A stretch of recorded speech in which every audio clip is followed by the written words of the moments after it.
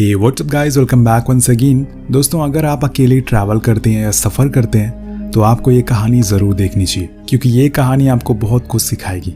ये कहानी केट नाम की लड़की की है जो अपनी छोटी बहन लिज के पास आई है। यहाँ से ये दोनों वेकेशन के लिए जाने वाले हैं, लेकिन लिज को देखकर लगता है जैसे वो अपनी बहन के आने से कुछ खुश नहीं है, क्योंकि वो अपना ज़्यादातर समय फ़ोन में ही बिताती है। अगर उसे वो फ़ोन ले लिया जाए तो वो और चिड़चिड़ी हो जाया करती है।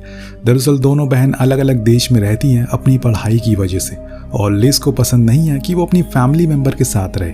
वहीं दूसरी ओर केट इसका बिल्कुल उल्टा है, वो हमेशा खुश रहती है। इसके बाद दोनों अपने होटल के लिए निकल जाते हैं, लेकिन जाते समय लिज अपने फ़ोन में ही लगी हुई थी, जिसकी वजह से वो अपनी और केट दोनों के पासपोर्ट को वहीं एयरपोर्ट पर ही भूल जाती है और जाके कार में बैठ जाती है। वहीं दूसरी ओर हम एक कपल को देखते हैं जो उसी होटल में ठहरे हुए हैं जहाँ पर ये दोनों जा रहे हैं। दोनों ही काफ़ी खुश थे, लेकिन ये जो काम करते हैं वो जानकर आप हैरान हो जाएंगे। उसके लिए आपको थोड़ा सा इंतज़ार करना होगा। थोड़ी देर बाद जब ये लोग होटल पहुँचते हैं तो उनसे वहाँ पासपोर्ट मांगा जाता है, लेकिन लिज तो वो भूल आई है, जिसकी वजह से केट उसे बहुत डांटती है और उसके फ़ोन चलाने पर भी उसे बोलती है, क्योंकि उसकी वजह से ही वो अपना पासपोर्ट वहाँ भूल कर आ गई है। खैर, होटल स्टाफ केट से कहता है कि आप परेशान मत होइए, कल जाकर आप एम्बेसी से अपना पासपोर्ट ले सकती हैं। फिलहाल तब तक आप यहाँ पर इस होटल में स्टे कर सकती हैं। इसके बाद केट उसे डिनर के लिए पूछती है तो वो उसे बताती है कि रात काफ़ी हो गई है, अब हमारी किचन बंद हो गई है, लेकिन आप नीचे क्लब में जाकर कुछ खा सकती हैं। जिसके बाद दोनों ही रूम में चले जाते हैं और केट फ्रेश होने के लिए चली जाती है। जब वो वापस आती है तो देखती है लिजी तो फ़ोन चलाते चलाते सो गई है, और इसीलिए वो उसके हाथ से फ़ोन ले लेती है और उसे सुला देती है। उसके सामानों को भी सही से रख देती है। चाहे दोनों में एक दूसरे को लेकर कितनी भी लड़ाई क्यों ना हो, पर दोनों एक दूसरे की फिक्र करते थे। खैर, अब यहाँ पर केट को भूख लगी हुई थी, इसलिए वो रेडी होकर नीचे क्लब में जाती है, और तभी उसके पास एक लड़की आती है, और ये वही लड़की है जिसे हमने कहानी की शुरुआत में देखा था। उसके बॉयफ्रेंड को भी हम देखते हैं जो कुछ ही दूरी पर खड़ा हुआ था। दरअसल इन दोनों का काम है यहाँ पर आई हुई अकेली लड़कियों से पहले दोस्ती करना और फिर उनकी रूम की चाबी धीरे से चुरा लेना। दिन उसके बाद बड़ी ही चालाकी से जाकर मीरा का बॉयफ्रेंड उस चाबी की मदद से रूम को खोलकर कीमती चीज़ों को चुरा लेता है, और यहाँ पर भी वो यही करने वाले हैं। मीरा केट के साथ ड्रिंक कर रही होती है और उसके बारे में काफ़ी कुछ बातें करती है, जैसे कि वो यहाँ पर सिंगल है, जिसे सुनकर वो काफ़ी खुश होती है। जिसके बाद वो दोनों काफ़ी ड्रिंक करते हैं। देन मीरा उसको डांस करने के लिए ले जाती है।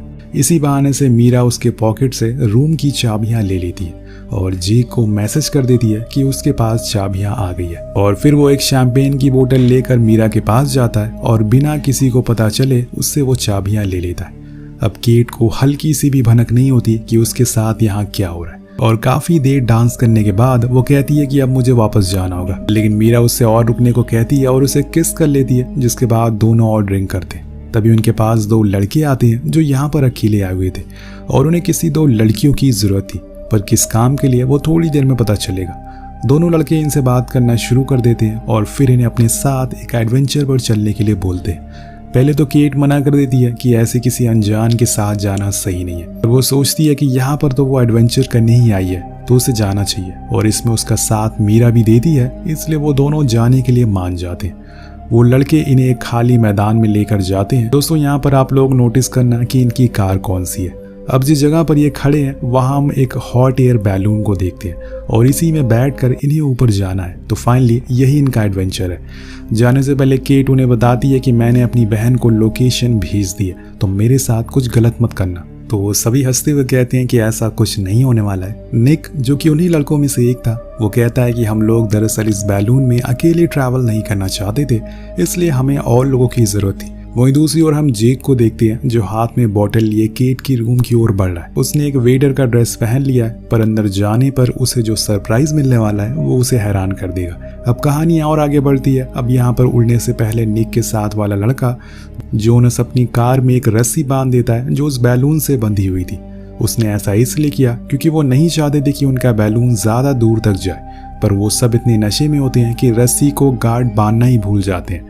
वहीं हम कार के बोनट पर फ़ोन रखा हुआ देखते हैं, जो शायद उन दोनों लड़कियों में से किसी का हो, क्योंकि उसमें वीडियो रिकॉर्ड हो रही थी। वहीं दूसरी ओर जेक जब रूम में एंटर होता है तो चारों ओर घूमना शुरू कर देता है वो इन लोगों के बैग को ढूंढता है, लेकिन इतने में लिज़ी उसे देख लेती है और जाकर एक अलमीरा में छुप जाती है और केट को मैसेज करती है, कई बार कॉल भी लगाती है, लेकिन उसका फ़ोन तो उसके पास ही नहीं था और इसीलिए वो अपने एक दोस्त को इस बारे में बताती है, जो उसे कहती है कि जितनी जल्दी हो सके होटल के ग्राउंड फ्लोर पर चली जाओ। लेकिन बाहर तो जेक खड़ा हुआ है। वो अब उस अलमीरा को खोलता है और जब लिज़ी को देखता है तो हैरान रह जाता है, क्योंकि मीरा ने तो बताया था कि केट यहाँ पर अकेले है, तो फिर ये क्या है। वो घबरा कर बिना कुछ चुराए वहां से भाग जाता है और इसी का फायदा उठाकर लिज बाथरूम में खुद को लॉक कर लेती है। वहीं दूसरी ओर इन्हें जब पता चलता है कि जो रस्सी इन्होंने बांधी थी वो असल में अब खुल गई है और इन्हें कोई चीज अब रोक नहीं सकती है, और इसी बात को लेकर दोनों लड़कों में लड़ाई होना शुरू हो जाती है। वो लड़ाई इतनी बढ़ जाती है कि दोनों हाथापाई पर उतर आते हैं और इन सब में केट बेचारी मन ही मन सोच रही थी कि अच्छा खासा वो अपनी बहन के साथ ट्रिप एंजॉय करती और अब वो कहाँ इन बेवकूफ़ों के बीच में फंस गई। पर उसे ये नहीं पता कि लिज भी इसी समय परेशानी में है। अब इन्हें समझ नहीं आता कि ये क्या करे और ऐसे ही ये उलटे रहते हैं। तभी इनके सामने एक मुसीबत दिखती है और ये थी एक विंड मिल, जिसे देखकर ये घबरा जाते हैं क्योंकि इनका बैलून उसी दिशा में लगातार बढ़ता जा रहा था। सभी लोग नीचे होकर बैठ जाते हैं, जहाँ पर केट कहती है कि तुम लोग इसकी डायरेक्शन को चेंज कर दो, तब हमें कुछ नहीं होगा।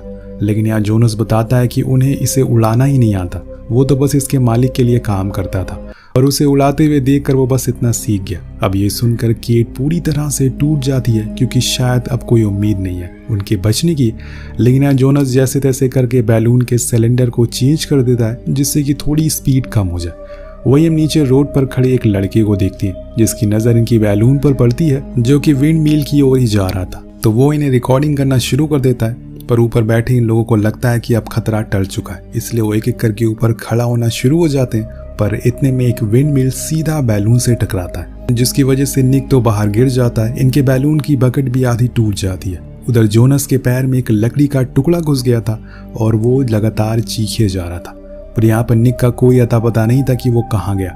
जोनस उनसे कहता है कि सिलेंडर को बंद कर दो वरना गैस खत्म हो जाएगी, तो वैसे ही करती हैं। और वहीं दूसरी ओर होटल में हम लिज को देखते हैं, जो कि होटल के स्टाफ के पास हेल्प चिल्लाती हुई जाती है। पर जेक अब होटल से निकल चुका है। वो मीरा को बहुत बार कॉल लगाता है पर वो उसका कॉल नहीं उठाती क्योंकि उसका फोन उसके पास नहीं है, इसलिए वो उस पर बहुत गुस्सा करता है क्योंकि आज वो उसकी वजह से जेल जाने वाला था। लेकिन क्या पता वो चला भी जाए, किसी को कुछ पता थोड़ी है आगे क्या होने वाला है। खैर बैलून पर आते हैं। वहां पर मौजूद केट को एक फर्स्ट एड किट दिखती है जिससे वो जोनस की मरहम पट्टी करती है, लेकिन उसमें पट्टी बहुत कम थी और इसीलिए वो अपनी शर्ट को उतार कर उसके पैर पर बांध देती है ताकि उसका खून ना बहे। इसी बीच मीरा को एक रस्सी लटकते हुए देखती है। जब वो उसे पकड़ने की कोशिश करती है तो उसके ऊपर निक होता है जो जाकर उस पर लटक गया था।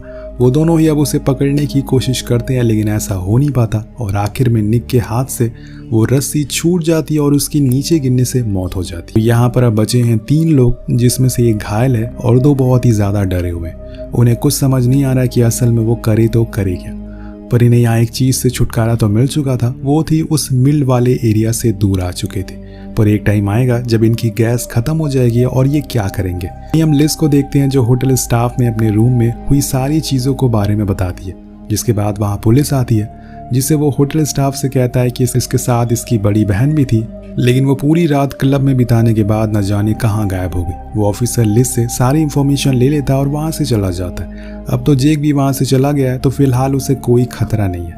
वहीं बैलून में अब धीरे धीरे करके गैस खत्म हो रही है। तभी मीरा देखती है कि वो लोग असल में समुंदर के ऊपर आ गए, जो कि उनके लिए बहुत बड़ी मुसीबत है, इसलिए वो जोनस से कुछ करने को बोलती है। तब वो बताता है कि हमें सबसे पहले तो अपने आखिरी सिलेंडर को फिर से लगाना होगा, जो कि वो दोनों मिलकर कर भी देती है। इसके बाद केट अपने फ़ोन निकालती है और एक वही है जिसके पास उसके फ़ोन है, पर कोई फ़ायदा नहीं है यहाँ पर क्योंकि उसमें कोई सिग्नल नहीं है। तब वो रोते हुए कहती है कि उसकी बहन रूम में अकेली होगी, मैं इतनी देर से बाहर हूँ, वो परेशान हो रही होगी। ये सुनकर मीरा चौंक जाती है और बोलती है कि तुमने तो कहा था कि तुम यहाँ पर सिंगल आई हो। वो कहती है कि मैंने वो अपना रिलेशनशिप के लिए कहा था, पर तुम इतनी घबराई हुई क्यों? पर मीरा उसे कुछ नहीं बताती, लेकिन उसके दिमाग में वो दिन याद आता है जब उसने और जेक ने एक दूसरे से वादा किया था कि वो दोनों कभी एक दूसरे को धोखा नहीं देंगे और अगर ऐसा हुआ तो वो दोबारा जिंदगी में कभी नहीं मिलेंगे। तो यहाँ पर अब जेक उसे कभी भी नहीं मिलने वाला है। तभी केट को समुंदर में एक बोट दिखाई देती है। वो उनकी तरफ वेव करती है, लेकिन बोट वाले लोगों को लगता है कि शायद ये लोग उन्हें हाय कर रहे हैं, जिस वजह से वो वहाँ से चले जाते हैं। लेकिन इतने में हमें पता चलता है कि जोनस पानी में गिर चुका है। अब दोनों ही लड़कियां बैलून को जैसे तैसे करके नीचे लाती हैं, लेकिन कोई फायदा नहीं था। वो रस्सी भी फेंकती हैं, पर तब तक जोनस पानी में डूब चुका था, जिससे उसकी मौत हो जाती है। देखकर वो और ज्यादा घबरा जाती हैं और वो एक दूसरे से ही लड़ना शुरू कर देती हैं। पर यहाँ पर लड़कियों को लगता है कि शायद इन्हें एक राइटिंग हेल्प की जरूरत है, यानी कि राइटिंग बोर्ड की, जिससे वो मदद मांग सके। इसलिए उस बैलून के बकेट पर लगे उस पोस्ट को उखाड़ लेती हैं और ऐसा करने में भी उन्हें काफी मुशक्कत करनी पड़ती है। जिसके बाद वो अपनी लिपस्टिक से उसके ऊपर SOS लिखने की कोशिश करती है, लेकिन बीच में वो लिपस्टिक खत्म हो जाती है। तो केटी क्या करती है, वो अपने हाथ पर एक कट मार लेती है और फिर जो भी खून आता है वो उसे पोस्टर उस SOS को कंप्लीट करती है। लेकिन क्या ये चीज काम आएगी, आगे पता चलेगा। और इसके बाद हम लिज को देखते हैं जिसके पास एक एली नाम की लड़की आती है, जिसका काम था परेशान बच्चियों की मदद करना। इससे पहले लिज ने उसे पुलिस वाले को उसकी बहन की लास्ट लोकेशन के बारे में नहीं बताया था, लेकिन वो एली को बता देती है, जिसे देखकर वो कहती है कि ये तो एक टूरिस्ट स्पॉट है, हमें वहाँ फौरन चलना चाहिए। वहाँ बैलून अब लगातार नीचे आता जा रहा था और अगर ऐसे ही चलता रहा तो वो पानी में क्रैश हो जाएगा। इसलिए केट एक आइडिया सोचती है। वो एक नोट को सनलाइट की मदद से जलाती है, जिसे हम मिरर रिफ्लेक्शन कहते हैं, और फिर उसको बर्नर के पास ले जाती है। तो जो बची हुई गैस थी वो जलना शुरू हो जाती है और इनका बैलून थोड़ा सा ऊपर हो जाता है, लेकिन अभी भी ये पानी के काफी करीब है। इधर एली और लिज को उस जगह पर जोनस की कार दिखाई देती है, जिसके ऊपर रखे हुए फोन पर वो उस वीडियो को देख लेते हैं, जिससे वो समझ जाते हैं कि जरूर वो लोग इस समय पर किसी मुसीबत में हैं। लेकिन अब लिज को अपनी बहन की फिक्र होना शुरू हो जाती है। इसी बीच हम देखते हैं कि केट अपने फोन को खोलती है और उसमें जो हल्का सा नेटवर्क आ रहा था उसको बाहर निकाल कर कनेक्ट करने की कोशिश करती है, और लकीली वो नेटवर्क कनेक्ट भी हो जाता है। तो वो अपनी बहन को फौरन अपनी करंट लोकेशन भेजने में कामयाब हो जाती है, लेकिन अगले ही पल वो फोन बंद हो जाता है। लिज को जैसे ही मैसेज मिलता है वो फौरन बोट लेकर निकल जाती है, लेकिन बैलून अब बहुत नीचे आ गया था, इसलिए ये दोनों उसके ऊपर चढ़ने लगते हैं। अब इन्हें पूरा यकीन हो जाता है कि ये लोग जिंदा नहीं बचेंगे, और ये जानकर मीरा अपना गुनाह कबूल कर लेती है कि उसने ही उसे जानबूझकर यहाँ पर फंसाया था, ताकि उसके बॉयफ्रेंड जेक उसके रूम में जाकर उसके सामानों को चुरा सके। ये सुनकर वो दंग रह जाती है, पर वो कहती है कि रूम में तो मेरी छोटी बहन भी है, न जाने वो कैसी हालत में होगी।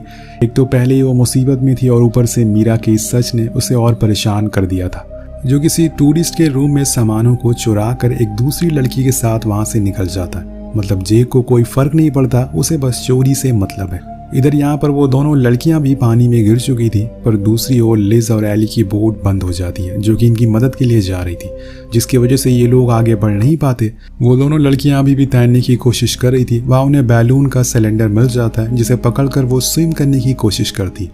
तभी वहाँ पर एक चमत्कार होता है। इनके सामने एक कार्गो शिप आता है, लेकिन इस चमत्कार का भी कोई फायदा नहीं था, क्योंकि इतने बड़े शिप में बैठे लोगों को ये दो छोटे लोग दिखाई नहीं देते, और इसीलिए वो लोग वहाँ से चले जाते। ये लोग फिर से उसी जगह पर आ जाते हैं, लेकिन वहाँ लिजी और एली दोनों अब पैडल की मदद से बोट को आगे ले जा रहे थे, और बीच बीच में लिज हॉर्न साउंड करती जा रही थी, ताकि उसकी आवाज़ केट को सुनाई दे अगर वो यहीं आसपास हो। उसकी खुशनसीबी होती है कि उसका ये आइडिया काम आ जाता है, और कुछ ही देर बाद वो इन्हें देख भी लेते हैं, जिसके बाद फौरन इन्हें बचा लिया जाता है, और वो दोनों बोट पर बैठ जाते हैं और बहुत ही ज़्यादा खुश थे। लिज अपनी बहन को सही सलामत देखकर बहुत खुश होती है। उधर हम जेक के साथ वाली लड़की को देख, जो उसके उठने से पहले उसके सामानों को लेकर रफू चक्कर हो जाती है, और वो सोता ही रह जाता है। और इसी को कहते हैं कि कर्मा हिट बैक, जैसा करोगे वैसा भरोगे। इसी के साथ ये कहानी एक खत्म हो जाती है। वेल, आपको कहानी कैसी लगी नीचे कमेंट करके जरूर बताएगा। मिलते हैं अगली वीडियो में। Peace out.